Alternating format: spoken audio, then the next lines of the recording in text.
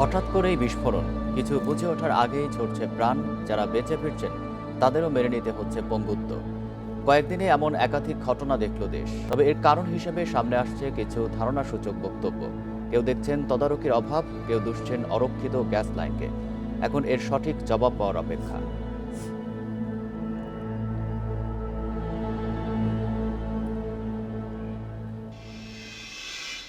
এ নিয়ে প্রতিবেদন থাকছে সংবাদের পরের অংশে। স্বাগত সকাল ৯টার বিরতিহীন ইন্ডিপেন্ডেন্ট সংবাদে। আপনাদের সাথে আছি আমি আলী আশরাফ। আমি আছি আতিফান জীবন। শুরুতে জানিয়ে দেব শিরোনামগুলো। ফুলবাড়িয়ায় মৃত্যু বেড়ে দাঁড়িয়েছে 20-এ, গোয়েন্দা হেফাজতে ভবন মালিক সহ কয়েকজন।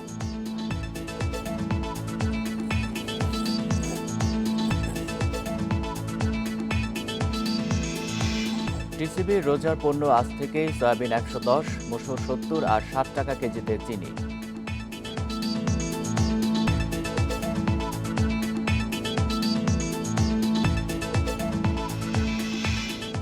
বছরে কিডনি বিকল 40,000 মানুষের, ব্যয়বহুল বলেই বিনা চিকিৎসায় মৃত্যু 90 ভাগের।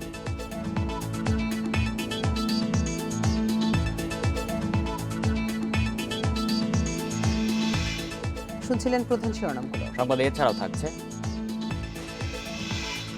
পাকিস্তানে তেহরিকের মিছিলে পুলিশের বাধায় সংঘাত, সুপ্রিম কোর্টের উদ্যোগ চান ইমরান।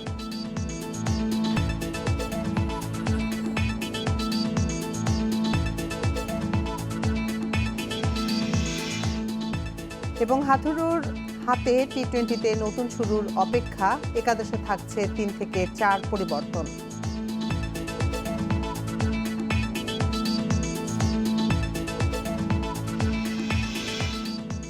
শিরোনাম শুনছিলেন, এবার বিস্তারিত। রাজধানী ফুলবাড়িয়ায় ভবন বিস্ফোরণের ঘটনায় শেখ হাসিনা বার্ন ইনস্টিটিউটে চিকিৎসাধীন অবস্থায় মোহাম্মদ মুসা নামের একজনের মৃত্যু হয়েছে। এ নিয়ে মৃতের সংখ্যা বেড়ে দাঁড়ালো 20 জনে। চিকিৎসকরা জানিয়েছেন মুসার শরীরের 98% পুড়ে গিয়েছিল। এর আগে বিস্ফোরিত ভবনের নিচ থেকে আরও 2 জনের মরদেহ উদ্ধার করা হয়। ফায়ার সার্ভিস কর্মকর্তারা জানান, সর্বোচ্চ ঝুঁকি নিয়ে ভবনটির বেজমেন্টে উদ্ধার অভিযান চালানো হয়েছে। বুধবার বিকেলে 5টার দিকে 2 জনের মরদেহ পাওয়া যায়। সাথে সাথে পাঠানো হয় ঢাকা মেডিকেলের মর্গে। ফায়ার সার্ভিস জানায়, মৃতরা হলেন মমিন উদ্দিন সুমন এবং রবিন হোসেন শান্ত। এদিকে মরদেহ উদ্ধারের খবরে ঢাকা মেডিকেলে ভিড় করেছেন নিখোঁজের স্বজনেরা। পরিচয় শনাক্তের পর মরদেহ তাদের কাছে হস্তান্তর করা হবে। এদিকে ফায়ার সার্ভিস ও পুলিশের ঊর্ধ্বতন কর্মকর্তা জানান, নিখোঁজ সবশেষ ব্যক্তি উদ্ধার না হওয়া পর্যন্ত অভিযান চলবে।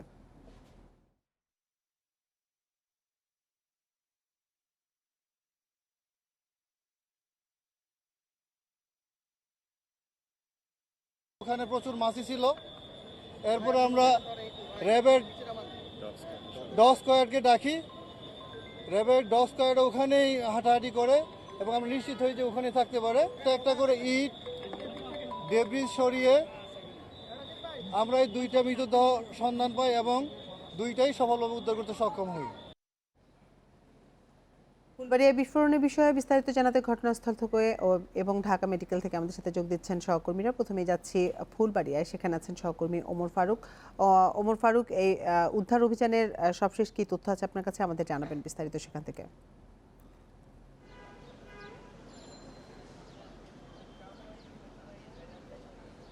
ফুলবাড়িয়ার যে গুলিস্তানের যে ভবনটি বিস্ফোরণ হয়েছে, এর কিন্তু আজকে তৃতীয় দিনের মতো কিন্তু উদ্ধার অভিযান চলছে। এবং আজকে যে বেসমেন্টের যে পানি, প্রচুর পানি হয়ে গেছে এবং পানি হওয়ার ফলে সেই পানি কিন্তু এখন নিষ্কাশন হচ্ছে। বিশেষ করে হচ্ছে সেখানে যেহেতু একটি পানির রিজার্ভ ট্যাঙ্ক ছিল, সেই কারণে সেখানে পানি জমে গেছে এবং সেই পানি কিন্তু এখন নিষ্কাশনের ব্যবস্থা করছে। নিষ্কাশনের পরে ফায়ার সার্ভিসের যারা আছেন তারা কিন্তু এই উদ্ধার অভিযান শুরু করবেন। তবে এই ভবনের যে পিলারগুলো আছে, সেই পিলারের যে 22টি পিলারের মধ্যে 9টি পিলারের অবস্থা কিন্তু খুবই ভয়াবহ এবং ঝুঁকিপূর্ণ, যার কারণে বড় কোনো যন্ত্রাংশ বা ভারী যন্ত্র কিন্তু এখানে কোনো ব্যবহার করার সম্ভাবনা নেই এবং ঝুঁকির মধ্যে রয়ে গেছে। এই কারণে ছোট ছোট যন্ত্র দিয়ে এই উদ্ধার অভিযান চলবে।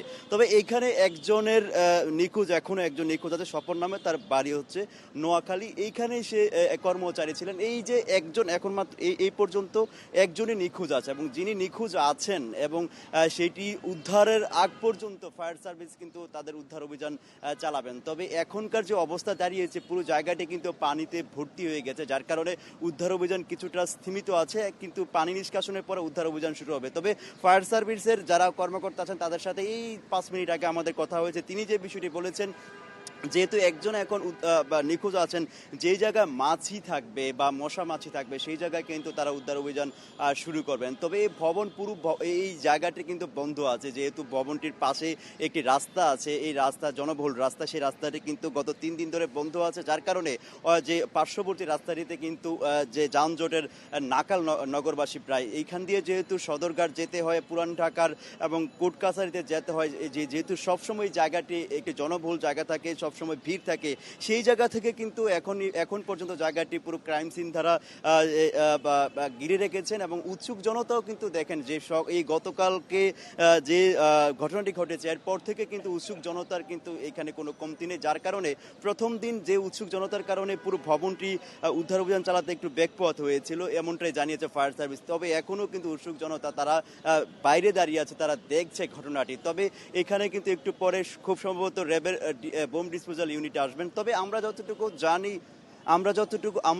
যতটুকু জানি যে এই ঘটনাটি কিন্তু এখন পর্যন্ত নির্ধারণ করা হয়নি যে কি কারণে এমন একটি ঘটনা ঘটেছে। তবে গতকালকে কয়েকটি তদন্ত দল এসেছে, তারা যে বিষয়টি বলেছে সোয়ারেজের লাইন বা গ্যাস লিকেজ থেকে এই ধরনের ঘটনা ঘটতে পারে। এই ছিল ফুলবাড়িয়া থেকে সর্বশেষ আমার কাছে। ওমর ফারুক, আপনি সাথে থাকুন। এবার আমরা যাচ্ছি ঢাকা মেডিকেলে, সেখানে আছেন সহকর্মী সুলতানা জাহান মিতু। মিতু, আহতদের শারীরিক অবস্থার সবশেষ কি তথ্য জানালেন চিকিৎসকরা? বেশ কয়েকজন বেশ মুমূর্ষু অবস্থায় ছিলেন, কোনো তথ্য পেয়েছেন কিনা?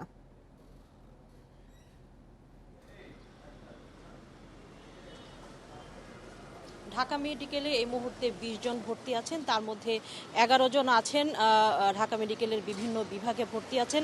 তাদের মধ্যে কেউ এখনো আইসিইউতে যাননি, তাই বলা যায় যে চিকিৎসক যেটি জানিয়েছেন মোটামুটি তাদের অবস্থা ভালো এবং স্থিতিশীল। আর বাকি যে 9 জন, সেই 9 জন ভর্তি আছেন শেখ হাসিনা বার্ন এবং প্লাস্টিক সার্জারি ইনস্টিটিউটে। এবং এই 9 জনের মধ্যে 5 জনের অবস্থা আসলে বলা যায় বেশ আশঙ্কাজনক। এই 5 জনের মধ্যে 3 জন আছেন আইসিইউতে, এই 3 জনের মধ্যে 2 জন কিন্তু আবার লাইফ সাপোর্টে আছেন, আর বাকিরা আছেন পোস্ট অপারেটিভ কেয়ারে। আর আবাসিক সার্জন যেটি জানিয়েছেন যে এই যে 9 জন ভর্তি আছেন তাদের মধ্যে সর্বনিম্ন 8 থেকে 80% পর্যন্ত বার্ন আছে, তাই বলা যায় যে বেশিরভাগের অবস্থায় আশঙ্কাজনক। আর আপনি জানেন যে গতকাল রাত 10টায় সবশেষ একজন মারা গেছেন, তার নাম মুসা হায়দার, বাড়ি মুন্সিগঞ্জের গজারিয়ায়। এবং মুসা হায়দারের শরীরের কিন্তু 98% পর্যন্ত বার্ন ছিল। সব মিলিয়ে বলা যায় যে বার্ন ইনস্টিটিউটে যারা ভর্তি আছেন তাদের অবস্থা আসলে খুব বেশি ভালো নেই। আর আহতদের সবশেষ শারীরিক অবস্থা জানাতে কিন্তু বেলা 12টার দিকে ব্রিফিং করবেন এই বার্ন ইনস্টিটিউটের পরিচালক ডক্টর সামন্ত লাল সেন। আর এই যে যারা এখানে ভর্তি আছেন সকলের অবস্থাই আসলে খুব যে স্বস্তির সেটি বলার কোনো সুযোগ নেই। আপনি জানেন যে এখন পর্যন্ত কিন্তু এই ঘটনায় মোট 20 জন মারা গেছেন, তার মধ্যে অনেকেই ঘটনাস্থল এবং হাসপাতালে এসে মারা গেছেন। এবং মৃতদের অনেকের লাশ এখনো মর্গে আছে, সেসব এখনো হস্তান্তর হয়নি। সেসব প্রক্রিয়া সম্পর্কে এর পরের খবরে নিশ্চয়ই বিস্তারিত জানাতে পারবো। এখন পর্যন্ত এই ছিল সবশেষ তথ্য। রাজধানী ফুলবাড়িয়া এবং ঢাকা মেডিকেল থেকে জানাচ্ছিলেন আমাদের সহকর্মীরা। রাজধানীর ফুলবাড়িয়ায় বিস্ফোরণের ঘটনায় ভবনটির মালিক, তত্ত্বাবধানকারী ও কয়েকজন দোকানদারকে হেফাজতে নিয়ে জিজ্ঞাসাবাদ করছে গোয়েন্দা পুলিশ। বুধবার ডিএমপির গোয়েন্দা শাখার প্রধান হারুনুর রশিদ বিষয়টি নিশ্চিত করেছেন। বলেন, ভবনের মালিক ও সংশ্লিষ্টরা দায় এড়াতে পারেন না। ভবনের মালিক সহ সংশ্লিষ্টদের জিজ্ঞাসাবাদ করা হচ্ছে। ভবন যাদের তদারকি করার কথা সেসব সংস্থার দায়ও খতিয়ে দেখা হচ্ছে। জিজ্ঞাসাবাদে সম্পৃক্ততা পেলে ব্যবস্থা নেওয়া হবে। পাশাপাশি এই ঘটনায় আহতদের সঙ্গেও কথা বলা হচ্ছে। ধসে পড়া ভবনের বাংলাদেশ স্যানিটারি নামের একটি দোকান মালিক আব্দুল মোতালিব হোসেন ওরফে মিন্টুকে মঙ্গলবার রাতে Sheikh Hasina burn and plastic surgery institute থেকে নিয়ে যাওয়া হয় বলে অভিযোগ পাওয়া গেছে। এরপর ভবনের মালিক ওয়াহিদুর রহমানকে নিয়ে যায় ডিবি। এছাড়া আরও কয়েকজনকে ডিবি কার্যালয়ে নিয়ে যাওয়া হয়।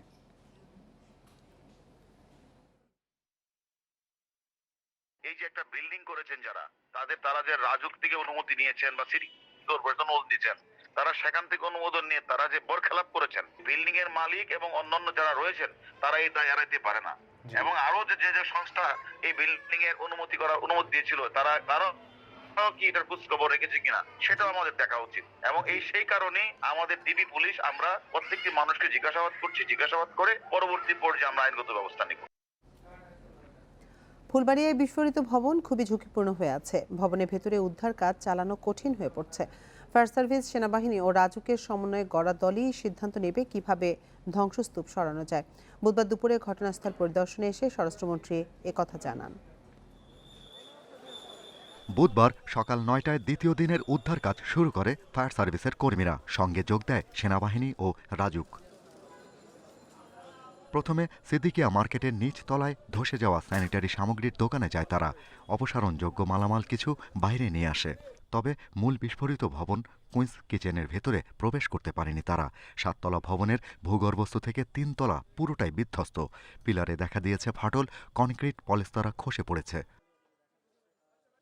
ভবনে বিস্ফোরণ কী কারণে ঘটল তা জানতে নমুনা সংগ্রহ করে বিএসটিআই। মিথেন গ্যাস সহ বা ধার্য যে কোনো গ্যাস আছে কিনা বা ওই ধরনের কোনো পয়জনাস কিছু আছে কিনা যেগুলো বিস্ফোরণের জন্য দায়ী হতে পারে, সেইগুলোই আমরা অ্যানালাইসিস করে দেখব।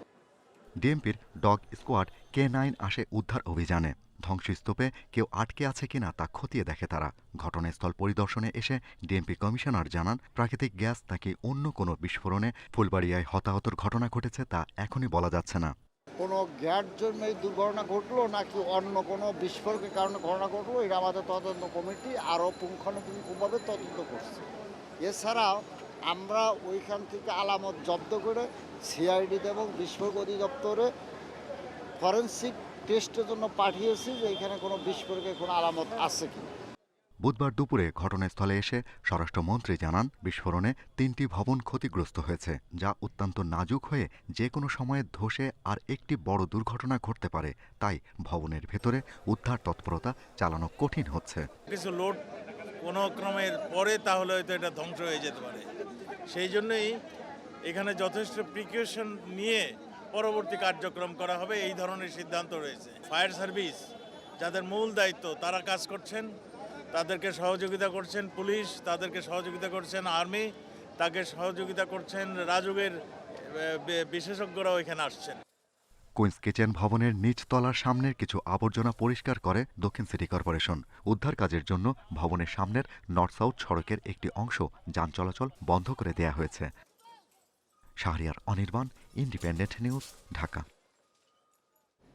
ফুলবাড়িয়ায় বিস্ফোরণে ক্ষতিগ্রস্ত ভবনে 5টি কলামের অবস্থা বিবেচনা করে পুরো ভবনের বিষয়ে সিদ্ধান্ত নেওয়া হবে। একথা জানিয়েছে বুয়েট ও রাজুকের সমন্বয়ে গঠিত 6 সদস্যের বিশেষজ্ঞ দল। বুধবার রাতে ঝুঁকিপূর্ণ ভবনটি পরিদর্শনে এসে তারা এই মত দেন। রাজধানীর ফুলবাড়িয়ায় ভবনে বিস্ফোরণের 24 ঘণ্টা পর উদ্ধার হয় দোকান মালিক মমিন উদ্দিন সুমন ও কর্মচারী রবিন হোসেন শান্তর মরদেহ।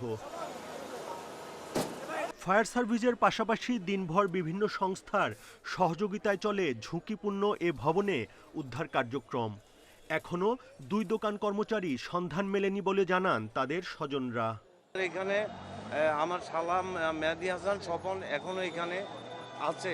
ফায়ার সার্ভিস জানিয়েছে, একজনও নিখোঁজ থাকা পর্যন্ত ভবনে তাদের অভিযান অব্যাহত থাকবে। যতক্ষণ পর্যন্ত আমাদের স্বজনদের দাবি থাকবে যে ওনাদের ভিকটিম এখানে আছে, ততক্ষণ আমাদের উদ্ধার কার্যক্রম চলমান থাকবে। এদিকে ব্যবসায়ী ও এলাকাবাসী সহ নিখোঁজদের আত্মীয় স্বজনদের প্রশ্ন, কতদিন লাগবে উদ্ধার অভিযান শেষ করতে? হয়তো পাবলিক সহযোগিতা করুক, না আমরা সহযোগিতা করি, অথবা উদ্ধার অভিযান চলুক, কিন্তু রোগের বডিটা তো কমসে কম পাইতে হবে। বুধবার রাত 9টার দিকে ঘটনাস্থলে আসে বুয়েট ও রাজুকের সমন্বয়ে গঠিত 6 সদস্যের বিশেষজ্ঞ দল। বেসমেন্ট, দ্বিতীয় তলা, পাশের 2টি ভবনে উঠে পরিদর্শক দলটি জানান, এখন পর্যন্ত তারা সিদ্ধান্তে আসতে পারেননি। তবে ভবনটির 5টি পিলার ক্ষতিগ্রস্ত হওয়ায় ভেঙে ফেলা হতে পারে। ভবনটা এমনিতেই অনেক পুরানো, এটা মাথায় রাখতে হবে। তার উপর কলামগুলো খুব বাজেভাবে ক্ষতিগ্রস্ত, কাজে এখানে কোনো রকম রিস্ক নেওয়া উচিত হবে না। রিস্ক সামনে রাস্তার জন্য রিস্ক, পাশের বাড়ির জন্য রিস্ক। ইনিশিয়াল অ্যাসেসমেন্ট করতে হতে 2 মাস লাগবে, তারপর রেক্টিফিটিং করতে কিন্তু আরও 1 বছর মতো লাগবে। তো এই পুরো সময়টাই ওই কোম্পানিটা তত্ত্বাবধানে কনস্ট্রাকশন এবং সুপারভিশন হবে। ওনারা ফাইনাল সার্টিফিকেট যখন আমাদেরকে দিবেন যে বিল্ডিংটা তাদের তত্ত্বাবধানে রেক্টিফিটিং হচ্ছে, একমাত্র তখনই বিল্ডিংটা প্রপার ইউজ করার জন্য আমরা ছাড়পত্র। এটা যেহেতু অনেক পুরাতন ভবন, তখন রাজুকও ছিল না, ইনফ্যাক্ট ডিআইটি থেকে প্ল্যানটা নিয়েছে। আমরা শুনেছিলাম 85 সাল থেকে বা তারপরে হতে পারে। আমরা এটা নথিপত্র ঘেটে দেখেছি 85 সালের মধ্যে, এটার কোনো আমরা নকশাটা এখনো পাইনি। বুধবার রাত 10টার পর ক্ষতিগ্রস্ত ভবনটির বেসমেন্টে উদ্ধার অভিযান না চললেও ফায়ার সার্ভিস সহ অন্যান্যদের ভবনের সামনে অপেক্ষা করতে দেখা যায়। Buddhadeb Kundu, Independent News, Dhaka. রাজধানী সহ সারা দেশে ঝুঁকিপূর্ণ ভবনের পেছনে রাজুক, সিটি কর্পোরেশন সহ বিভিন্ন সরকারি সংস্থার অব্যবস্থাপনাকেই দায়ী করছে বুয়েট। এখনই কার্যকরী ব্যবস্থা না নিলে আরও বড় ধরনের বিপর্যয়ের আশঙ্কা বিশেষজ্ঞদের। হঠাৎ বিস্ফোরণ, কিছু বুঝে ওঠার আগেই ঝরছে তাজা প্রাণ। যারা বেঁচে ফিরছেন তাদেরও বরণ করতে হচ্ছে পঙ্গুত্ব।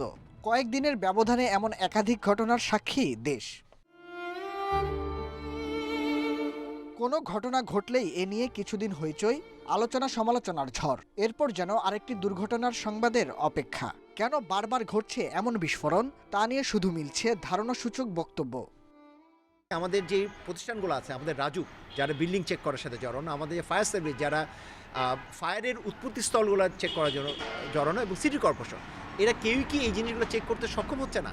আসলে এই জন্যই কিন্তু আমরা বলেছিলাম যে আমাদের সরকারি প্রতিষ্ঠানগুলোর সক্ষমতা বাড়িয়ে আসলে লাভ নেই। সারা পৃথিবীতেই এই ধরনের ঘটনাগুলো চেক করার জন্য থার্ড পার্টিকে ব্যবহার করা হয়। নগর পরিকল্পনাবিদদের মতে সরকারি সংস্থাগুলোর তদারকির অভাবেই বারবার ঘটছে এমন দুর্ঘটনা। আর ফায়ার সার্ভিসের অনুসন্ধান বলছে গ্যাস লাইন অরক্ষিত থাকার কারণেই বাড়ছে এমন দুর্ঘটনা। বারবার একই রকম ঘটনা, শীতাতপ নিয়ন্ত্রণ যন্ত্রের মতো ব্যবস্থায় অথবা দীর্ঘদিন একটুখানি দুয়ার খুলে বাইরের বাতাস ভেতরের বাতাসের সংস্পর্শ করতে না দেওয়ার দম্ভের মধ্যে দিয়ে আমরা সমস্ত প্রতিবেশী সহ নিজেদেরকে বিপদ সংকুল করে ফেলছি। রাষ্ট্রীয় এভাবে নির্বিকার কেন থাকবে? মগবাজারের ঘটনার পরে আমরা প্রত্যেকটা বাড়ি কেন আমরা চেক করলাম না সেবা সংস্থাগুলোকে দিয়ে? অব্যবস্থাপনা এবং বলবো যে অরক্ষিত গ্যাসের লাইন অনেক পুরনো হয়ে গিয়েছে, এবং মানুষের যেটা আমরা যত্রতত্র ব্যবহার এবং আমাদের অসচেতনতা সব মিলেই কিন্তু একটা এই জঞ্জাল সৃষ্টি হচ্ছে আসলে, যার জন্য কিন্তু আমাদের শহরে বসবাস সত্যিকার ঝুঁকিপূর্ণ অবস্থায় নিয়ে চলে গেছে। ভবনের নিরাপত্তা ঝুঁকি এড়াতে কর্তৃপক্ষের জোরালো পদক্ষেপের পাশাপাশি ব্যক্তি পর্যায়ে সচেতনতা বাড়ানোর তাগিদ বিশেষজ্ঞদের। Nahid Kamal, independent News, Dhaka. বিস্ফোরণের ঘটনায় বিএনপিকে সন্দেহ করছেন ওবায়দুল কাদের। তিনি বলেন, আন্দোলনে ব্যর্থ হয়ে নাশকতার পথে হাঁটছে কিনা তা খতিয়ে দেখা হচ্ছে। প্রতিক্রিয়ায় বিএনপি নেতারা বলছেন, অন্যের ওপর দোষ চাপানো আওয়ামী লীগের স্বভাব। এসব ঘটনায় সরকারের গাফিলতি দেখছে জাতীয় পার্টিও। বুধবার ঢাকায় আলাদা অনুষ্ঠানে এসব কথা বলেন নেতারা। সীতাকুণ্ডের অক্সিজেন প্ল্যান্টের পর রাজধানীর সায়েন্স ল্যাবে ভবনে বিস্ফোরণ, সবশেষ ফুলবাড়িয়ার কুইন্স মার্কেটে। এসব বিস্ফোরণ নিয়ে পাল্টাপাল্টি দোষারোপ করছেন রাজনৈতিক দলের নেতারা। বুধবার বঙ্গবন্ধু অ্যাভিনিউয়ে এক সভায় বিএনপিকে উদ্দেশ্য করে ওবায়দুল কাদের মন্তব্য করেন, অতীতে আন্দোলনে ব্যর্থ হয়ে আগুন সন্ত্রাসের পথ বেছে নেয় বিএনপি। এসব ঘটনাতেও তাদের হাত রয়েছে কিনা খতিয়ে দেখা হচ্ছে। এ ধরনের ঘটনা রহস্যজনক। এইটাকে আন্দোলনে ব্যর্থতা যাদের, তারা এখন আন্দোলনে ব্যর্থ হয়ে নাশকতার পথ খুঁজছে কিনা, নাশকতার পথে হাঁটছে কিনা, সেটাও আমাদের খতিয়ে দেখতে হবে, এবং সেটা আমরা খতিয়ে দেখছি। জবাবে বিএনপি নেতা খন্দকার মোশাররফ হোসেন বলেন, সাম্প্রদায়িক হামলাসহ এসব বিস্ফোরণের সাথে ক্ষমতাসীন দলই জড়িত। এখন অন্যের উপর দোষ চাপাচ্ছে তারা। আর বিস্ফোরণের ঘটনায় সরকারের ব্যর্থতা দেখছেন মির্জা ফখরুল। আজকে দুর্ভাগ্য আমাদের যে আজকে এই সরকারের আমলে তাদের ব্যর্থতার কারণে ঢাকা মহানগরী এখন একটা বিস্ফোরণ মুক্ত নগরীতে পরিণত হয়েছে। তাদের উস্কানিতে, তাদের গুন্ডা পান্ডাদের দিয়ে এই ধরনের অঘটন ঘটানো হচ্ছে, অথচ উদুর পিণ্ডি বুদুর গাড়ি দেওয়ার জন্য চাপাবাজি করছে। কিন্তু জাতীয় পার্টির চেয়ারম্যান জি এম কাদেরও সরকারের গাফিলতিকে দায় দিয়েছেন। চট্টগ্রামের ঘটনার পরেও কি তদন্ত হলো আমরা জানলাম না, কি কাজ এর জন্য সরকার কি দায়িত্ব পালন করলো জানলাম না। শেষ পর্যন্ত এটা ধামাচাপা হয়ে গেল, কেননা ওখানে দুর্নীতি এবং যা বোঝা গেল সরকারি দলের মানুষ এটার মধ্যে জড়িত ছিল। যে ঘটনা 3 দিন থেকে যেগুলো ঘটছে, এগুলো কেন ঘটছে, কি বৃত্তান্ত, দেশবাসীকে জানতে দিন যে কি হচ্ছে। তদন্ত সাপেক্ষে বিস্ফোরণের ঘটনায় ব্যবস্থা নেওয়ার দাবি জানান জি এম কাদের। মাহমুদ শরীফ, ইন্ডিপেন্ডেন্ট নিউজ, ঢাকা। পাকিস্তানি বিস্ফোরণের ঘটনাটি নাশকতা কিনা তা সঠিকভাবে তদন্ত করা প্রয়োজন বলে মনে করেন জাতীয় মানবাধিকার কমিশনের চেয়ারম্যান ডক্টর কামাল উদ্দিন আহমেদ। বুধবার সকালে ঘটনাস্থল পরিদর্শন শেষে একথা বলেন তিনি। রাজধানীতে বারবার কেন একই ধরনের ঘটনা ঘটছে তা নিয়েও প্রশ্ন তোলেন কমিশনের চেয়ারম্যান এবং নিরপেক্ষ তদন্তের দাবি জানান। সঠিক তদন্ত হওয়া একান্তই প্রয়োজন রয়েছে। বাস্তবিক পক্ষে কি কারণে এই বিস্ফোরণ ঘটলো, কি কারণে এতগুলো প্রাণ আমরা হারালাম, সেটা আমরা জানার একান্ত প্রয়োজন। এখানে সেনাবাহিনী, পুলিশ এবং বিভিন্ন বাহিনীর যে ফোর্স আছে, যে এক্সপার্টরা আছে, তারা এটা নিয়ে অবশ্যই সঠিকভাবে তদন্ত করা উচিত। নাটোরের সিংড়ায় গ্যাস সিলিন্ডারে আগুন নেভাতে গিয়ে জগদীশ নামের একজন মারা গেছেন। এই ঘটনায় আহত হয়েছেন আরও ৩ জন। উপজেলার ইটালি ইউনিয়নের কুমগ্রামে এই দুর্ঘটনা ঘটে। স্থানীয়রা জানায়, বুধবার রাতে কুমগ্রাম বাজারে আব্দুর রাজ্জাকের তালাবদ্ধ দোকানে আগুন লাগে। এ সময় স্থানীয়দের সাথে আগুন নেভাতে আসেন জগদীশ। আগুন নেভানোর এক পর্যায়ে ভেতরে থাকা গ্যাস সিলিন্ডার বিস্ফোরণ হয়। এতে ঘটনাস্থলে মারা যান জগদীশ। খবর পেয়ে ফায়ার সার্ভিস ঘটনাস্থলে পৌঁছে আগুন নিয়ন্ত্রণে আনে। আগুনে পুড়ে গেছে 3টি দোকান।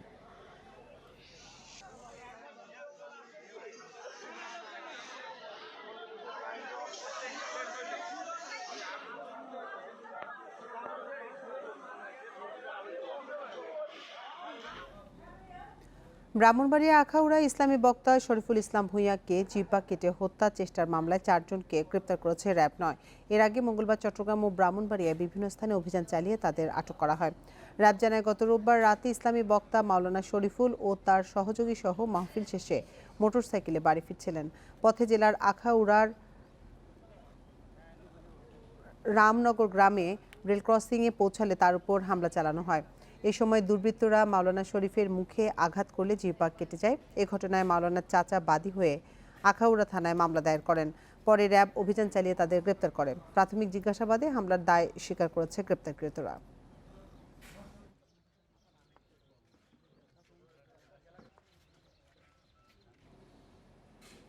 রমজান উপলক্ষে আজ থেকে সারা দেশে প্রথম ধাপের পণ্য বিক্রি শুরু করবে টিসিবি। এই কার্যক্রম চলবে 30 মার্চ পর্যন্ত। 110 টাকা লিটার হিসাবে 2 লিটার সয়াবিন তেল, 70 টাকা কেজি দরে 2 কেজি মসুর ডাল, 60 টাকায় 1 কেজি চিনি ও 50 টাকায় 1 কেজি ছোলা কিনতে পারবেন ফ্যামিলি কার্ডধারীরা। ঢাকার ভেতরে 100 টাকা কেজি দরে 1 কেজি খেজুরও বিক্রি করবে সংস্থাটি। এর আগে বাণিজ্যমন্ত্রী জানিয়েছিলেন, রমজানের সরবরাহের জন্য 20,000 টন চিনি, 40,000 টন মসুর ডাল, 4 কোটি লিটার সয়াবিন তেল, 1,100 টন খেজুর, 10,000 টন ছোলার প্রয়োজন হবে। ইতোমধ্যে আমদানি ক্রয় কাজ সম্পন্ন হয়েছে। এসব পণ্য গুদামে মজুত কার্যক্রম চলছে।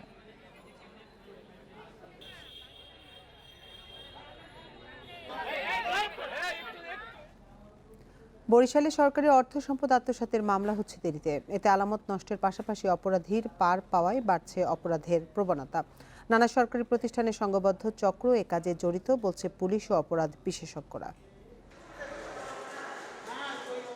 বরিশাল বিআইডব্লিউটি এর গুদাম থেকে গত বছর মালামাল চুরি হলে ৩৬ দিন পর মামলা দায়ের করে কর্তৃপক্ষ। আর 2018 সালের ডিসেম্বরে জেলা খাদ্য অফিসে 2 কোটি 68 লাখ টাকার ভুয়া পে অর্ডার জমা দেওয়ার ঘটনায় ব্যাংক ম্যানেজার ও ডিলারের বিরুদ্ধে মামলা হয় 3.5 বছর পর। আমরা পে অর্ডার তো সঠিক পাই এই কার্যক্রম শুরু করছি, কিন্তু যখন সন্দেহাতীত হয়েছে তখনই আমরা এটার বিরুদ্ধে অ্যাকশন নিয়ে গেছি। বরিশাল শেরেবাংলা মেডিকেল কলেজ হাসপাতালে 2017 সালে এক ওয়ার্ড ইনচার্জের কাছ থেকে উদ্ধার হয় চুরি যাওয়া 15 লাখ টাকার ওষুধ। এ ঘটনায় দায়িত্ব থেকে অব্যাহতি দেওয়া হলেও মামলায় কোনো অগ্রগতি নেই।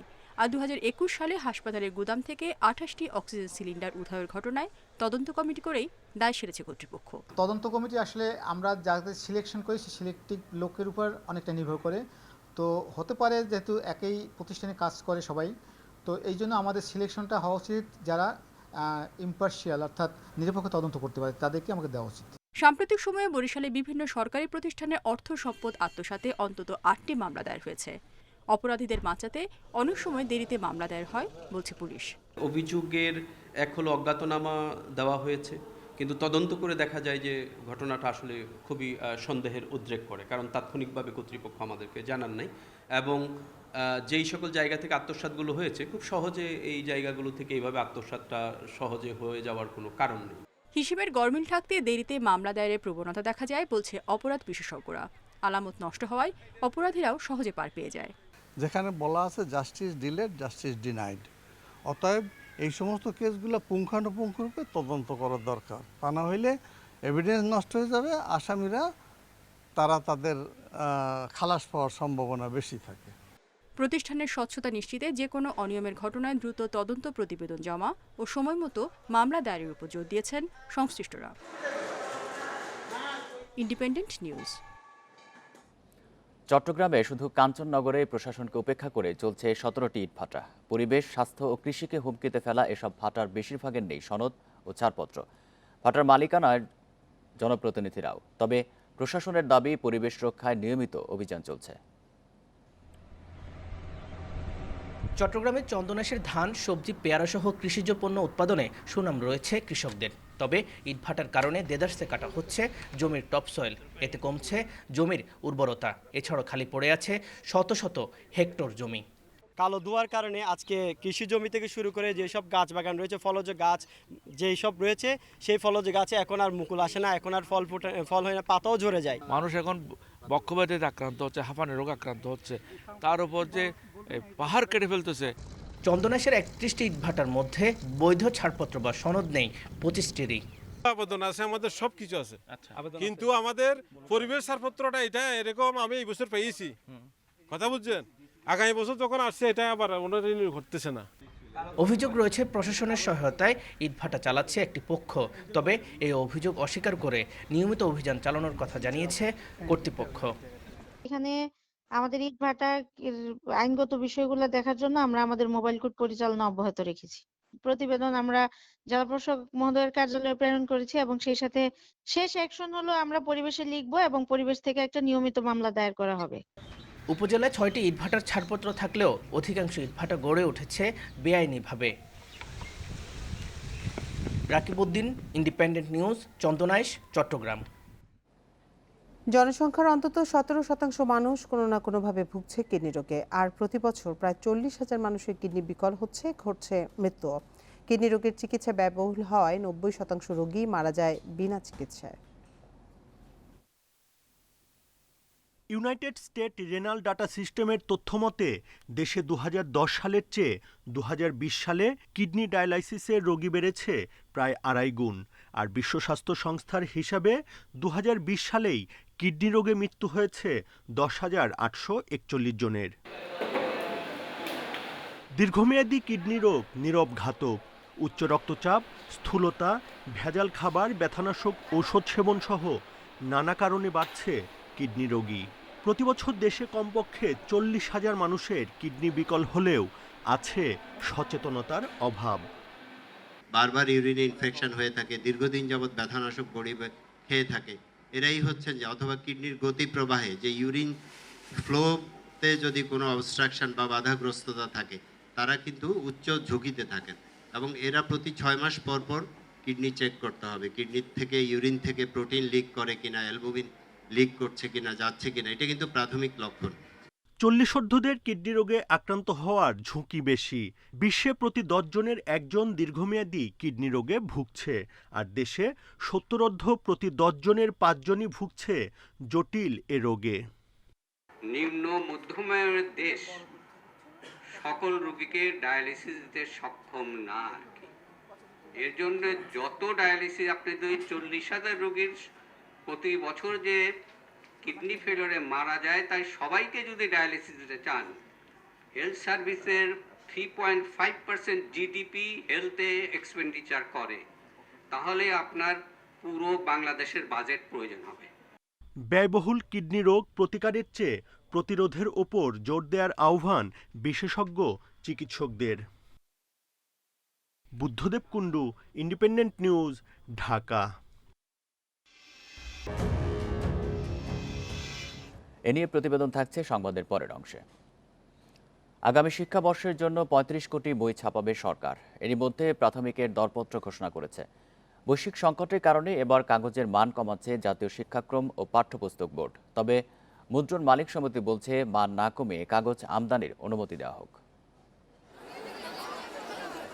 চলতি বছর নির্দিষ্ট সময়ে শিক্ষার্থীদের হাতে বই দিতে পারেনি এনসিটিবি। সেই সঙ্গে রয়েছে নিম্নমানের কাগজে বই ছাপানোর অভিযোগ। এ অবস্থায় আগামী শিক্ষাবর্ষের জন্য প্রাথমিকের বইয়ের দরপত্র দিয়েছে এনসিটিবি। মাধ্যমিকের দরপত্র দেয়া হবে আগামী 15 মার্চ। আগামী বছর নির্দিষ্ট সময়ে বই দিতে এবং মুদ্রণ প্রতিষ্ঠানগুলো যাতে শেষ মুহূর্তে জিম্মি করতে না পারে সেজন্যই আগেভাগে এবার দরপত্র দেয়া হচ্ছে। আমরা এবছর যাতে অক্টোবরের মধ্যেই সকল কার্যক্রম শেষ হয় সেই লক্ষ্যেই বার্ষিক ক্রয় পরিকল্পনা তৈরি করেছি। বইয়ের কাগজে গত বছর পর্যন্ত 85% উজ্জ্বলতা থাকতে হতো, কিন্তু বেশিরভাগ মুদ্রণ প্রতিষ্ঠান এই কাগজের মানের ধারে কাছেও থাকতো না। তাই এবার কাগজের উজ্জ্বলতা কমিয়ে 80 থেকে 82% দিচ্ছে এনসিটিবি। তারা বলছে এর নিচে কেউ কাগজ দিলে কঠোর ব্যবস্থা নেওয়া হবে। 85 ব্রাইটনেস বলে পাবো না 85, ওর মধ্যে আমরা থাকতে রাজি না। আমরা যেটা উল্লেখ করব, এবার যেহেতু এখনও হয়তো ভার্জিন পাল্পের দুষ্প্রাপ্যতা হতে পারে, সেজন্য আমরা 80 থেকে 82 ব্রাইটনেসের কাগজ চাই। এদিকে মুদ্রণ মালিক সমিতি বলছে কাগজের উজ্জ্বলতা না কমিয়ে বিদেশ থেকে আমদানির সুযোগ দিলে এই সংকট থাকবে না। সেই সঙ্গে নিম্নমানের যারা কাগজ দিয়েছে তাদের বিরুদ্ধে ব্যবস্থা নিলেই মানসম্মত বই দেয়া যাবে। আমাদেরকে কাগজ আমদানির সুযোগ দেওয়া হোক, এবং সেটা ঠিক আছে যদি শূন্য শুল্কে নাও দেয়, পাল্প যে শুল্ক দিয়ে পাল্প আমদানি করা হয় সমপরিমাণ শুল্ক দিয়ে আমাদের কাগজ আমদানির সুযোগ দিই। এদিকে বৈশ্বিক সংকটের কারণে কাগজের দাম বৃদ্ধি পাওয়ায় এবার বই ছাপানোর বাজেটও বাড়ছে বলে জানিয়েছে NCTB. Nure Alam, Independent News, Dhaka. Bangladesh business সামিটের মাধ্যমে নারী উদ্যোক্তাদের সাফল্যকে বিশ্ববাসীর সামনে তুলে ধরতে চায় এফবিসিসিআই। বেস্ট অব বাংলাদেশ এক্সপোর মাধ্যমে থাকবে তাদের পণ্য প্রদর্শনের ব্যবস্থা। তাদের অগ্রযাত্রাকে আরও বেগবান করবে আন্তর্জাতিক এই সম্মেলন, আশা আয়োজকদের। আগামী 11 থেকে 13 মার্চ বঙ্গবন্ধু আন্তর্জাতিক সম্মেলন কেন্দ্রে সামিট উদ্বোধন করবেন প্রধানমন্ত্রী শেখ হাসিনা। বাংলাদেশের অর্থনৈতিক বিস্তৃতি বিশ্বে সুনাম কুড়িয়েছে এরই মধ্যে। গত কয়েক বছরে গড় প্রবৃদ্ধি 6.4%। আর উচ্চ প্রবৃদ্ধি অর্জনে গুরুত্বপূর্ণ ভূমিকা রাখছেন দেশের নারীরাও। তাদের সম্পৃক্ততা আরও বাড়ানোর লক্ষ্যে আসন্ন বিজনেস সামিটে নারীদের সাফল্য বড় পরিসরে তুলে ধরতে চায় ব্যবসায়ীদের শীর্ষ সংগঠন এফবিসিসিআই। দেশের জিডিপিতে বর্তমানে নারীদের অবদান 10%। উদ্যোক্তা তৈরির মাধ্যমে তাদের ক্ষমতায়ন করা গেলে জিডিপিতে অবদান দাঁড়াবে অন্তত 25%। বিজনেস সামিটে বিভিন্ন দেশের ব্যবসায়িক প্রতিনিধিদের আলোচনায় নারীদের সম্ভাবনা ও চ্যালেঞ্জগুলো নিয়ে থাকবে সেশন। আর্থিক খাতে নারীদের অবস্থান পাকাপোক্ত করতে তা সহায়ক হবে, প্রত্যাশা উদ্যোক্তাদের। আমরা আশা করছি এই 3 দিনের সম্মেলনে বিদেশি ডেলিগেটস, বাংলাদেশি ডেলিগেটস, বিজনেস যে পার্টনাররা আমাদের সাথে হচ্ছেন, আমরা সবাই মিলে বাংলাদেশি অর্জনগুলিকে তুলে ধরে এনে বাংলাদেশের অর্থনৈতিক যে বিষয়টা সেটাকে আমরা উন্নয়নের একটা পর্যায়ে নিয়ে যেতে পারবো। দেশীয় বিনিয়োগ কিভাবে সাহায্য করতে পারে, পাশাপাশি এটা একটি সামিট যেখানে বিভিন্ন দেশ থেকে বিনিয়োগকারীরা আসছেন, বিভিন্ন কর্পোরেট থেকে সিইওরা আসছেন, তারা আন্তর্জাতিকভাবে কিভাবে আমাদের এখানে বিনিয়োগ করতে পারেন সেটি একটি বিশেষ অবদান রাখবে বলে আমাদের বিশ্বাস। এই সম্মেলনের মাধ্যমে ক্ষুদ্র ও মাঝারি উদ্যোক্তাদের সম্ভাবনাকে তুলে ধরা হবে অন্যান্য দেশে বিনিয়োগকারী ও আন্তর্জাতিক প্রতিষ্ঠানগুলোর কাছে। এতে নিজেদের ব্র্যান্ডিং এর পাশাপাশি বাণিজ্য পরিধি বাড়ানোর ভালো সুযোগ পাবেন তারা। Global business community, trade and investment related, তার সাথে বাংলাদেশের যে প্রাইভেট সেক্টর, তাদের একটা লং টার্ম সিস্টেম্যাটিক সংযোগ, ব্যবসার এক্সপ্যানশন, নতুন ব্যবসা, এগুলোকে মাথায় রেখে তৈরি করা। আন্তর্জাতিক এ সামিটে সম্মাননা দেয়া হবে দেশের নারী ব্যবসায়ীদের। Shahid Ahmed, independent News, Dhaka. অবৈধ স্থাপনা উচ্ছেদ করে হবিগঞ্জের বানিয়াচংয়ের গড়ের খালে চলছে খনন। এরই মধ্যে শেষ হয়েছে 70% কাজ। এতে এলাকাটির জলাবদ্ধতা নিরসন সহ মিলবে নানা সুফল। পাশাপাশি প্রকল্পের আওতায় নেওয়া হয়েছে বৃক্ষরোপণের মাধ্যমে পরিবেশের ভারসাম্য রক্ষার উদ্যোগ। বানিয়াচংয়ের চারপাশ ঘিরে ছিল 19.2 কিলোমিটার খাল। নৌ যোগাযোগের পাশাপাশি এই গড়ের খালের পানি ব্যবহার হতো কৃষিকাজে। তবে দখলের কবলে পড়ে বিপন্ন হয়ে পড়ে জলাশয়টির অস্তিত্ব। খালের জায়গায় গড়ে তোলা হয় ঘর বাড়ি, দোকানপাট সহ নানা স্থাপনা। পরিস্থিতি বিবেচনায় খাল উদ্ধার কার্যক্রমের আওতায় 12 জানুয়ারি শুরু হয় খনন কাজ। এরই মধ্যে কাজ শেষ হয়েছে 70%। আগে যে হালটা আছিল হালটা একবার চিনুই আসিল না, পুরো হাল আসিল ওখানে আর দমই আসিল না, একবার হাল করে চিনাই দেয় না, যেমন বাড়ি ঘর বান্ধিয়ে মাইছে বদ্ধ করে লেছে। কৃষির উপকার হইব এবং গড় হাল সরকার যে উদ্যোগ নিয়েছে জনগণের উপকার হইব। বৃষ্টি হইলে পরে পানি খুব জমা থাকতো, মানে হাঁটা চলা ফরন যেত না। গড় খাল সহ খনন হচ্ছে 5টি শাখা খালও। মোট 31.6 কিলোমিটার খননে ব্যয় হচ্ছে 7,16 লাখ টাকা। এই গড়ের খাল এবং এর সাথে সংশ্লিষ্ট 5টি শাখা খাল বর্তমানে আমরা খনন করছি। সর্বদা পানি থাকবে এবং এই পানি ব্যবহার করে কৃষকরা এখানে সেচ সুবিধা নিতে পারবে। সাথে সাথে এখানে মৎস্য উৎপাদন বৃদ্ধি পাবে। চলতি বছরের মে মাসের মধ্যে সম্পন্ন হবে খনন কাজ। এতে জলাবদ্ধতা নিরসনের পাশাপাশি বাড়বে মাছের উৎপাদন। Independent news. নদীর নাম সাইডুলি। নেত্রকোনার 3 উপজেলার 50,000 মানুষের জীবন জীবিকার সঙ্গে জড়িয়ে থাকা এই জলাধার এখন মৃতপ্রায়। পাহাড়ি ঢলে নেমে আসা বালিতে হয়েছে ভরাট। পানির প্রবাহ কমায় ব্যাহত কৃষি, মিলছে না মাছ। দেখে ধানক্ষেত মনে হলো এটি আসলে নদী। 10 থেকে 15 বছর আগেও চলাচল করত ছোট বড় অসংখ্য নৌকা, কিন্তু এখন পরিণত হয়েছে মরা খালে। নদীর নাম সাইডুলি। নেত্রকোনা সদর, আটপাড়া, কেন্দুয়া এই 3 উপজেলায় বয়ে যাওয়া একমাত্র নদী এটি। পাহাড়ি ঢলে ভেসে আসা বালুর কারণে এমন করুণ দশা। জাহাজ, লঞ্চ সবকিছু চলছে, যানবাহন চলছে, এখন তো মনে করেন একটা ছোট নৌকা যাইতে পারে না, শুয়ে আছে বালুর চরে। কৃষির জন্য ভালো হইতো, নদীর পানিতে কৃষি করা যেত। এখন তো সবকিছু লোকা নিচের পানিতে করা লাগে, আমরা মোটরেও জব দেয়, পানি নাই। অনেক জায়গায় শুকিয়ে গেছে নদী, কোথাও কোথাও পানি থাকলেও নেই স্বাভাবিক প্রবাহ। এতে ব্যাহত হচ্ছে কৃষিকাজ। বিভিন্ন স্থানে জেগে উঠেছে চর। একসময় প্রচুর মাছ ধরা পড়লেও কয়েক বছর ধরে বিপাকে জেলেরা। নদী তো বড় হয়ে গেছে, যার কারণে মাছ টাছ থাকে না, আমাদের মাছের খুব কষ্ট হয়। যে বর্ষাটা যাওয়ার সাথে সাথে পানি শুকিয়ে যায়, এরপরে আমরা মাছ ধরতে পারি না, গোসল করতে পারি না এবং গরু বাছুর ধোয়াইতে পারি না। নদী খননের মাধ্যমে পানি প্রবাহ স্বাভাবিক রাখার উদ্যোগ চাইছেন স্থানীয়রা। এই বিষয়ে ব্যবস্থা নেওয়ার আশ্বাস পানি উন্নয়ন বোর্ডের। সমগ্র বাংলাদেশের 64 জেলার অভ্যন্তরে ছোট নদী খাল খননের একটা প্রকল্প রয়েছে, যার মেয়াদ এই বছরের 30শে জুন শেষ হয়ে যাবে। সেখানে এই প্রকল্পটা ধরা ছিল না, যার কারণে আমরা কোনো ধরনের কাজ বাস্তবায়ন করতে পারি নাই। তবে প্রকল্পের মেয়াদ যদি বাড়ানো হয় তাহলে আমাদের অন্যান্য যে খাল এবং নদীগুলো রয়েছে সেই সাথে এই সাইডুলি নদীটিকে অন্তর্ভুক্ত করে খননের ব্যবস্থা নেওয়া হবে। 3 উপজেলায় প্রায় 1.5 লক্ষ মানুষ এই নদীর উপর নির্ভরশীল। Independent news. ইউক্রেনের বাখমুতের পুরো পূর্বাঞ্চলে নিয়ন্ত্রণ নেওয়ার দাবি করেছে রুশ ফারাটে যোদ্ধা ওয়াগনার গ্রুপ। এই অবস্থায় ন্যাটোর প্রধান জেন্স স্টলটেনবার্গ বলেন, আগামী কয়েকদিনের মধ্যেই পতন হতে পারে গুরুত্বপূর্ণ বাখমুতের। সুইডেনের রাজধানী স্টকহোমে ইউরোপীয় ইউনিয়নের প্রতিরক্ষা মন্ত্রীদের বৈঠকের এক ফাঁকে বাখমুত নিয়ে এই উদ্বেগের কথা জানান ন্যাটো প্রধান। এর আগে ওয়াগনারের প্রধান ইয়েভগেনি প্রিগোজিন দাবি করেন, লড়াইয়ের মধ্য দিয়ে ইউক্রেনের পূর্ব বাখমুত নিয়ন্ত্রণে এসেছে। টেলিগ্রামে ভয়েস রেকর্ডিংয়ে বার্তা পাঠিয়ে তিনি বলেন, বাখমুতকা নদীর পূর্বের সবকিছুই এখনও ওয়াগনারের নিয়ন্ত্রণে। তবে এ নিয়ে এখনও কোনো মন্তব্য করেননি ইউক্রেনের প্রেসিডেন্ট জেলেন্সকি। তবে শহরটি যে কৌশলগতভাবে গুরুত্বপূর্ণ তা স্বীকার করেন তিনি।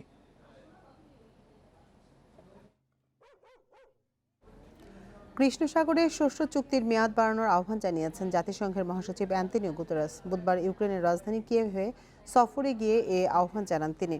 বৈশ্বিক খাদ্য নিরাপত্তা ও দামের ক্ষেত্রে চুক্তির গুরুত্বের উপর জোর দেন গুতেরেস। তার সাথে বৈঠক শেষে ইউক্রেনের প্রেসিডেন্ট জেলেনস্কি বলেন, উদ্যোগটি পুরো বিশ্বের জন্যই প্রয়োজন। বৈশ্বিক খাদ্য ঘাটতি দূর করতে কৃষ্ণ সাগরে বন্দর হতে ইউক্রেনীয় খাদ্যশস্য রপ্তানির চুক্তির মেয়াদ গত নভেম্বরে বাড়ানো হয়। চুক্তিটি প্রথম স্বাক্ষর হয় জুলাইয়ে। এর আওতায় সামুদ্রিক করিডর গড়ে সে পথ দিয়ে দেশটির খাদ্যশস্য বিভিন্ন দেশে রপ্তানি করা হয়, যা বিশ্বের খাদ্য ঘাটতি মোকাবেলায় ভূমিকা রাখে। তুরস্কের প্রেসিডেন্ট নির্বাচনে রিসেপ তাইপ এরদোয়ানকে টক্কর দিতে প্রস্তুত বিরোধী নেতা ও রিপাবলিকান পিপলস পার্টির প্রধান কেমাল কিলিচ দারোগলু। দেশটির অর্থনৈতিক সংকট ও ভূমিকম্পে গাফিলতির জন্য সমালোচিত এরদোয়ার জন্য নির্বাচন চ্যালেঞ্জিং হবে বলে মত বিশ্লেষকদের। আগামী 14 মে অনুষ্ঠিত হতে যাচ্ছে তুরস্কের প্রেসিডেন্ট নির্বাচন। এতে রিসেপ তাইয়েপ এরদোয়ান প্রতিদ্বন্দ্বিতা করবেন বিরোধী দল রিপাবলিকান পিপলস পার্টির নেতা কেমাল কিলিচ দারোগলু। এর আগে এরদোয়ানকে হঠাতে নির্বাচনে একজোট হয় দেশের 6টি প্রধান বিরোধী দল। সেখান থেকেই একক প্রেসিডেন্ট প্রার্থী হিসেবে আসে কিলিচ দারোগলুর নাম। সোমবার নাম ঘোষণার পরপরই ক্ষমতায় গেলে ঐক্য ও আলোচনার মাধ্যমে সরকার পরিচালনার প্রতিশ্রুতি দেন তিনি। সেই সাথে দেশের উন্নয়নে পররাষ্ট্রনীতি ও অর্থনীতির আমূল পরিবর্তনের আশ্বাস দেন। এবারের নির্বাচন ১০০ বছরের মধ্যে সবচেয়ে প্রতিদ্বন্দ্বিতাপূর্ণ হবে বলছেন বিশ্লেষকেরা। মুদ্রাস্ফীতি সহ নানা অর্থনৈতিক সংকট এবং ভূমিকম্পের পর উদ্ধার কাজে ধীরগতির কারণে সমালোচিত এরদোয়া। আর এই সুযোগকে কাজে লাগাতে পারেন তুরস্কের গান্ধী হিসেবে পরিচিত কিলিচ দারোগলু। এরদোয়ার বিদায়ে খুশি হতে পারেন পশ্চিমা নেতারা। এরদোয়াকে ইউক্রেনের রুশ সামরিক অভিযানে প্রেসিডেন্ট পুতিনের সমর্থক হিসেবে দেখেন তারা। তবে এরপরও ৭৪ বছর বয়সী সাবেক অর্থনীতিবিদ কিলিচ দারোগলু এরদোয়াকে হারাতে পারবেন কিনা তা নিয়ে সংশয় আছে অনেকের। Zobayer Hussain, Independent News. পাকিস্তানের লাহোরে তেহরিক ই ইনসাফে সমাবেশ ঠেকাতে জল কামানোর টিয়ার গ্যাস ছুড়েছে পুলিশ। সে সংঘাতে মৃত্যু হয়েছে একজনের, গ্রেপ্তার অনেকেই। পূর্ব ঘোষিত এ সমাবেশে যোগ দেওয়ার কথা ছিল সাবেক প্রধানমন্ত্রী পিটিআই প্রধান ইমরান খানের। পরে সে সমাবেশ বন্ধে ১৪৪ ধারা জারি করে স্বরাষ্ট্র বিভাগ। এতে এক টুইট বার্তায় পুলিশের দমন পীড়নের অভিযোগ তুলে শনিবার পর্যন্ত সমাবেশ স্থগিত করেন ইমরান। নিজ ভাষণে বলেন, এখন বিপদ শুধু তার বা তার দলের উপর নয়, সুপ্রিম কোর্টের উপরও তা আসবে। এছাড়া শাহবাজ সরকারের সহায়তায় মার্কিন গোয়েন্দা সংস্থা সিআইএ পিটিআইকে ক্ষমতাচ্যুত করেছে বলে আবারও অভিযোগ করেন ইমরান।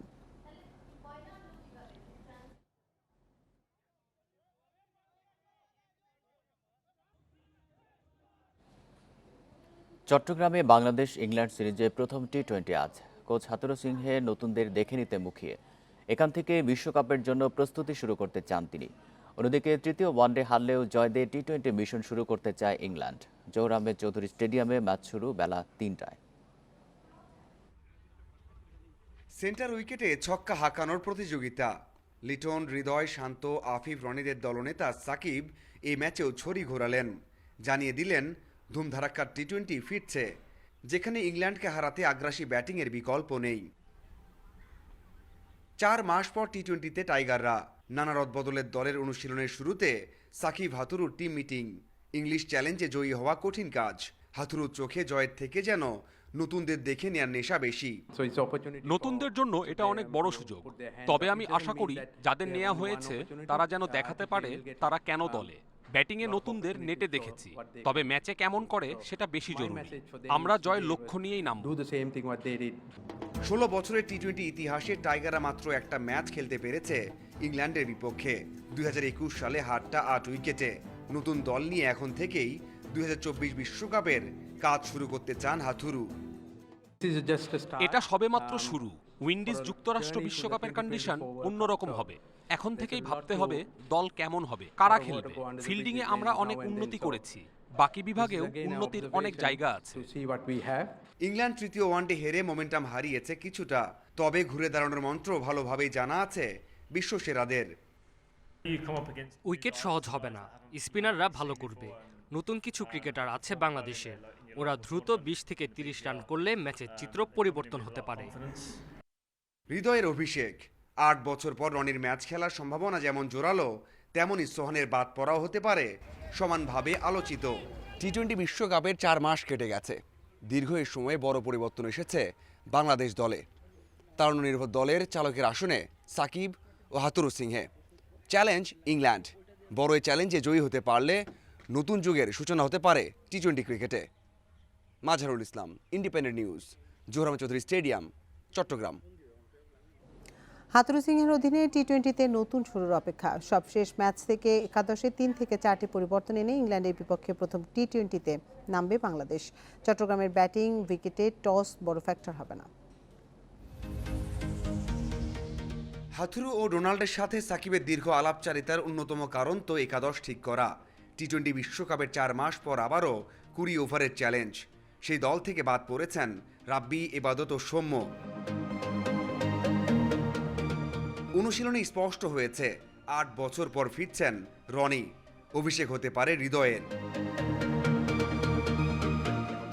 ওপেনিংয়ে শান্তই থাকছেন, এরপর লিটন, সাকিব, আফিফ, সোহান থাকছেন না অনেকটা নিশ্চিত হয়ে গেছে। বোলিং অপশনে মুস্তাফিজ, তাসকিনের সাথে হাসান মাহমুদের থাকার সম্ভাবনা বেশি। স্পিনে সাকিবের সাথে নাসুম ও মিরাজ। এই মাঠে হয়েছে ২০টা টি-20 ম্যাচ। যেখানে আগে ও পরে ব্যাট করে সমান 10টা করে জয়, সেই হিসেবে টস ফ্যাক্টর হওয়ার কথা নয়। তবে শেষ ওয়ানডেতে দেখা গেছে স্পিন সহযোগিতা। 20 টি-20তে একবারও 200-র বেশি স্কোর হয়নি এই মাঠে। সর্বোচ্চ রান 196, আর প্রথম ইনিংসে ব্যাটিং গড় মাত্র 146। 190 রান তাড়া করে জয়ের রেকর্ড সর্বোচ্চ। ইংল্যান্ডকে ঠেকাতে হলে ব্যাটারদের দায়িত্ব নিতে হবে বেশি। তৃতীয় ওয়ানডেতে গ্যালারিতে বলার মতো দর্শক ছিল না, তবে 3.5 বছর পর সাগরিকায় টি-20 ফেরা উদযাপন করতে চাইবে চট্টগ্রামবাসী। গ্যালারিগুলো হাউসফুল থাকবে সেই প্রত্যাশা করাই যায়। টি-20 ক্রিকেট মানে রং বদলে খেলা, যেখানে প্রত্যেকটা বল, প্রত্যেকটা ওভারে ম্যাচের মোড় পরিবর্তনের সম্ভাবনা থাকে। বড় ভূমিকা পালন করেন সমর্থকেরা। তৃতীয় ওয়ানডেতে স্বাগতিক দর্শকেরা হতাশ করেছেন, তবে টি-20 ম্যাচে গ্যালারি পরিপূর্ণ থাকবে, তেমনটাই প্রত্যাশা। মাজহারুল ইসলাম, ইন্ডিপেন্ডেন্ট নিউজ, জোহর চৌধুরী স্টেডিয়াম, চট্টগ্রাম। টি-20তে বাংলাদেশের ঘাটতি অনেক। ইংল্যান্ডকে হারাতে হলে চাই টিম পারফরম্যান্স। পাওয়ার প্লে ব্যাটিংয়ে চ্যালেঞ্জ সবচেয়ে বেশি। ডট বলের সংখ্যা কমাতে স্ট্রাইক রোটেশনে গুরুত্ব দিতে হবে ব্যাটারদের। ইংলিশ পেসারদের সাথে লেগ স্পিনার আদিল রশিদ হতে পারেন বিপদের কারণ। এতদিনে ইংল্যান্ডের সাথে মাত্র একটি টি-20 খেলেছে বাংলাদেশ। আবুধাবিতে 2 বছর আগে বিশ্বকাপে গ্রুপ পর্বের ম্যাচটি ছিল এক পেশে। 124 রান করে 8 উইকেটে হেরেছিল মাহমুদুল্লাহর দল। এবার লড়াই নিজ ডেরায়। চট্টগ্রামে সিরিজের প্রথম ম্যাচ, যেখানে সবশেষ ওয়ানডে জিতে মোমেন্টাম বাংলাদেশের পক্ষে। কিন্তু টি-20 ফরম্যাটে টাইগারদের অবস্থান নাজুক। তারপরও ইংলিশদের আটকানো অসম্ভব নয়। পাওয়ার প্লে ব্যাটিং নিয়ে চিন্তা বেশি। মূল চ্যালেঞ্জও সেখানেই, কারণ শুরুতে ধস প্রায় নিয়মিত চিত্র বাংলাদেশের জন্য। ইংলিশ পেসারদের সামলে টপ অর্ডারকে দিতে হবে শক্ত ভিত। সেজন্য লিটনের রানে ফেরা জরুরি, আর ইনফর্ম শান্তকে স্ট্রাইক রেট বাড়িয়ে এগোতে হবে। হাতে উইকেট রেখেও মাঝে মধ্যেই স্লগ ওভারে বেশি রান তুলতে না পারা দুর্বল দিক। ফিনিশিংয়ের দায়িত্বে সফল না হলে জেতা কঠিন। ইংল্যান্ডের স্পেশালিস্ট বোলারদের বিরুদ্ধে বড় শটের বাইরে স্ট্রাইক রোটেশনও গুরুত্বপূর্ণ। ডট বলের সংখ্যা কমিয়ে আনাও চ্যালেঞ্জিং ব্যাটারদের জন্য। স্যাম কারেন, জোফরা আর্চার, মার্কুটদের পেসের পাশে আদিল রশিদের স্পিনও সামলাতে হবে। ওয়ানডে সিরিজে ভুগতে হয়েছিল এই লেগের বিপক্ষে। আবার মঈন আলীও হতে পারেন বিপদের কারণ। তাসকিনের ফর্ম, পেস আক্রমণে ভরসা। আর্লি ব্রেকথ্রুর জন্য তার উপর নির্ভর করবেন সাকিব। অধিনায়ক নিজেও হতে পারেন ত্রাতা। মোটা দাগে টি-20 বর্তমান চ্যাম্পিয়নদের হারাতে team performance. Galib Hasan, Independent News. Champions লিগের শেষ 16-র দ্বিতীয় লেগে বায়ার্ন মিউনিখের বিপক্ষে 2-0 গোলে হেরে বিদায় পিএসজির। আর টটেনহামের সাথে 0-0 গোলে ড্র করেও শেষ 8-এ এসি মিলান। নিজেদের মাঠে প্রথম লেগের পর বায়ার্নের মাঠে দ্বিতীয় লেগেও হেরেছে পিএসজি। 2 লেগ মিলিয়ে 3-0 ব্যবধানে জিতে চ্যাম্পিয়ন্স লিগের কোয়ার্টার ফাইনালের টিকিট নিশ্চিত করেছে বাভারিয়ানরা। প্রথমার্ধের সুযোগ পেয়েও কাজে লাগাতে পারেনি কোনো দল। বিরতির পর জ্বলে ওঠে জার্মান চ্যাম্পিয়নরা। প্রথম গোলটি আসে চুপো-মোতিংয়ের পা থেকে। ম্যাচের শেষ দিকে ব্যবধান দ্বিগুণ করেন জিনাব্রি। এ নিয়ে টানা 2 মৌসুমে প্রতিযোগিতাটির শেষ 16 থেকে বিদায় নিল মেসি, এমবাপেরা।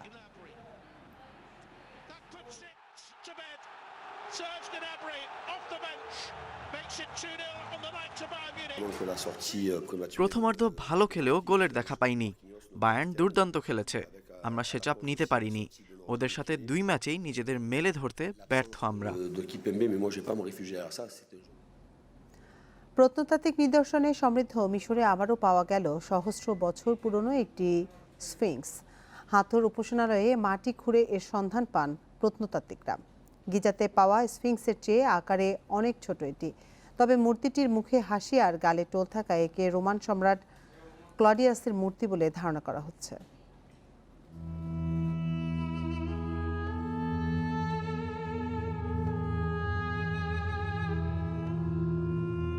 মিশর নামটি শুনলে প্রথমেই মাথায় আসে পিরামিড আর স্ফিংসের কথা। গ্রিক পুরাণে যার মাথা নারীর মতো, দেহ সিংহের আর আছে ঈগলের মতো ডানা। স্ফিংস এমন এক প্রাণী যে বিশ্বাসঘাতক এবং নির্দয়। যে মানুষ তার ধাঁধার উত্তর দিতে পারত না, তাকেই হত্যা করে ক্ষুধা মেটাতো স্ফিংস। তবে প্রাচীন মিশরে এর ছিল আলাদা রূপ। মিশরীয় পুরাণে স্ফিংস একজন মানুষ। গ্রিক স্ফিংসের মতো শক্তিশালী এবং হিংস্র হলেও মিশরীয় স্ফিংস ছিল দয়ালু। প্রত্নতাত্ত্বিক নিদর্শনের জন্য মিশরের তুলনা হয় না। এমনই একটি দেশ যেখানে মাটি খুঁড়লে মেলে হাজার বছরের পুরনো সভ্যতা বা তার কিছু অংশ। এবার পাওয়া গেল স্ফিংসের মতোই মূর্তি, তবে আকারে অনেক ছোট। ডেন্ডারা টেম্পল কমপ্লেক্স মিশরের সংরক্ষিত প্রত্নতাত্ত্বিক স্থানগুলোর একটি। অনেকগুলো উপাসনালয়ের মধ্যে হাতর মন্দির অন্যতম। এর পাশেই মিলেছে স্ফিংস এবং এর উপাসনালয়ের অবশিষ্টাংশ। চুনাপাথরের মূর্তিটি হাস্যোজ্জ্বল আর গালে রয়েছে দুটি টোল। এ থেকে ধারণা করা হচ্ছে স্ফিংসটি রোমান সম্রাট ক্লডিয়াসেরও হতে পারে। খ্রিস্টাব্দ 41 থেকে 54 সালে রোমান সাম্রাজ্যের বিস্তার ছিল উত্তর আফ্রিকা পর্যন্ত। প্রত্নবস্তুগুলো ছিল একটি দোতলা সমাধির ভেতর। প্রত্নতত্ত্ববিদরা পাথরের ফলকের ওপর প্রাচীন চিহ্ন পেয়েছেন। আরও পেয়েছেন ডেমোটিক এবং হাইরোগ্লিফিক শিলালিপি সহ একটি রোমান যুগের পাথরের স্ল্যাব। শিলালিপির পুরো অংশের মর্মোদ্ধার করা হলে এ বিষয়ে আরও তথ্য পাওয়া যাবে বলে জানান প্রত্নতত্ত্ববিদরা। Mushrifa Nuzhat, independent news. আর এই ছিল এখনকার সংবাদে। ইন্ডিপেন্ডেন্ট টেলিভিশনের সব খবরের আরো বিস্তারিত জানতে চোখ রাখুন ফেসবুক, ইউটিউব এবং টুইটারে। ধন্যবাদ সবাইকে।